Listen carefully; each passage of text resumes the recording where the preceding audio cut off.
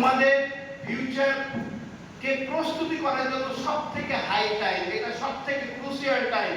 এটাকে যতক্ষণ পর্যন্ত তৈরি না করেছো, যতক্ষণ পর্যন্ত নিজে ফুল ফোকাসে না রেখেছো, তাহলে কিছু করতে পারবে না।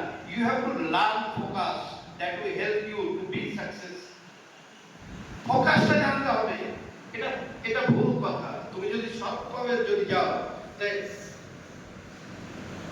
তোমার সব থেকে বড় যে যতক্ষণ পর্যন্ত ফোকাস না হয়েছে, তোমরা পড়াশোনা তো তোমাদের ফোকাস নেই, কোনো ক্রমে শুধু সময়টা কাটাচ্ছ। তাহলে কি করতে হবে? তোমাদের লক্ষ্য স্থির করতে হবে। সেটা কি করেছো তোমরা? এখনো করো। সকাল হয়, ঘুম থেকে উঠি, ব্যাগ কাঁধে নিয়ে টিউশনে গেলাম, আবার চলে আসলাম, 9টা বাজে স্নান করলাম, খেলাম দিলাম, স্কুল গেলাম, স্কুলে একটু হইচই করে এসে আবার আসলাম, এসে বিকেলে মোবাইল হাতে নিয়ে খেলাধুলা করলাম, করে আবার সন্ধ্যার সময় রুটিন পড়লাম, তারপরে শুয়ে গেলাম, মোবাইল দেখলাম, আবার সকাল একই রুটিন।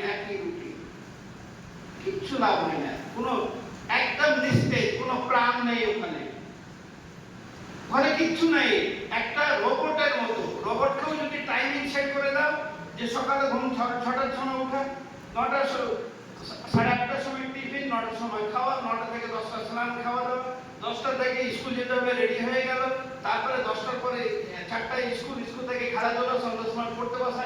এই টাইমিংটা যদি একটা রোবটকেও সেট করা যায়, একইভাবে করবে। What is the difference between you and robot? তুমি তো মানুষ, রোবটের কোনো লক্ষ্য নেই, ওটা মেশিন, ওকে প্রমাণ তোমার থেকেও ভালো কাজ করবে। তাহলে তুমি